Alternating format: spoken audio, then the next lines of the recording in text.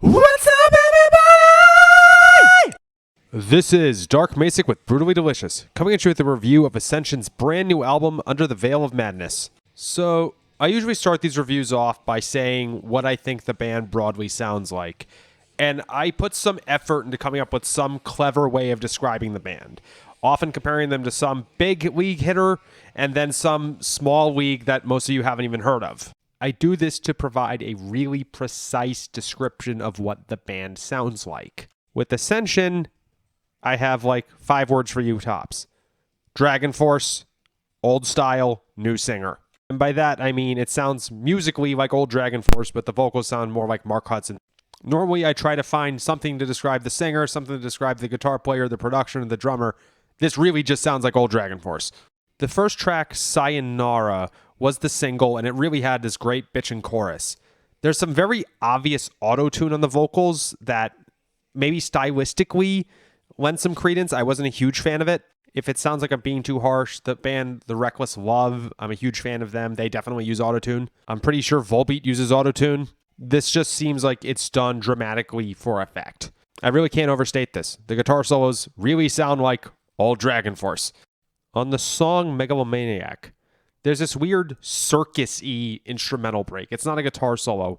It reminds me kind of like the break in Wisdom of the Kings by Rhapsody, except it manages to be even more campy. This is all high praise. We're talking about power metal. Camp is good. The song Monsters. Yeah, this shit has a great chorus. I loved it. Let me stop here just to say, these song titles are totally reminiscent of, you guessed it, Dragon Force, specifically Valley of the Damned and Sonic Firestorm era. We're talking song titles like Last Winter's Night, Power of 1,000 Suns. That one sounds a bit like Rhapsody, actually. Pages of Gold. Yeah, power metal. I feel like I'm being a little harsh here. These songs are really fun. The vocals are great. The drumming's amazingly energetic. I'm actually curious whether they're programmed because the bass drumming is inhumanly fast. All in all, really, really good power metal. It's just easy to poke fun at them because they sound so much like Dragon Force. Back to the songs. Is that a bass solo I heard in Last Winter's Night? Wow, that was cool. Last but not least, the title track. The first verse has this really cool voice inflection. I don't even know how to describe it. It almost sounds like they're doing the Joker singing power metal. It's awesome. You'd have to listen for yourself. I'm going to break from the previous trend here and say there are occasional moments here of sounding like early Twilight Force, specifically the first album. Now, the title track, I think, was by far the best song on the album. I actually replayed the last minute and a half of the song twice.